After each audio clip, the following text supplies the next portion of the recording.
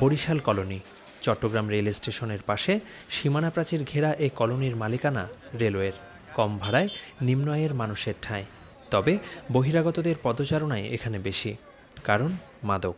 Barishal colony নিয়ে এমন কথাও প্রচলিত যে মাটি খুঁড়লেও এখানে মাদক মেলে। মাটির খুপড়িতে নিয়মিত মাদক বেচাকেনা ও সেবন চলে কলোনিতে।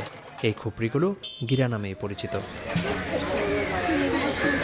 সর্বশেষ গত বৃহস্পতিবার বরিশাল কলোনিতে র্যাবের অভিযানে 2 মাদক ব্যবসায়ী নিহত হয়। তার দুদিন পর আবার অভিযান চালিয়ে ধরা হয় আরও 3 মাদক বিক্রেতাকেও। আগেও চলেছে আইনশৃঙ্খলা বাহিনীর এ ধরনের অভিযান।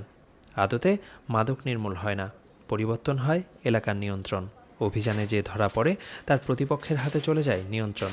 তবে মাদক নির্মূলে এবার কলোনির ঝুপড়ি ঘরগুলো ভেঙে ফেলছে পুলিশ। আজকে যে ঘরগুলো আমরা ভেঙে দিলাম, এই ঘরগুলোতে মূলত কেউ বসবাস করে না। এখানে শুধু মাদক সেবন এবং মাদক বিক্রির কাজে ব্যবহার হয়। ক্যামেরার সামনে কথা না বললেও এলাকাবাসীর অভিযোগ, এখন স্থানীয় কাউন্সিলর সহ সিটি কলেজ ও ইসলামিয়া কলেজের ছাত্রলীগ নেতাদের মদদে চলছে মাদকের কারবার। অনেক উঁচু পর্যায় পর্যন্ত হয় ভাগবাটোয়ারা। তবে স্থানীয় ওয়ার্ড কাউন্সিলর জানালেন, বস্তিবাসীকে সামনে রেখে একটি গ্রুপ এ মাদক ব্যবসায় জড়িত। বস্তিবাসীকে সামনে রেখে মাদক দ্রব্য জড়িত হয়ে গেছিলেন। দায়ভার আমাদের নিতে হবে। আমি ধোয়া তুলসী পাতা আমি বলবো না, দায়ভার সবাই নিতে হবে।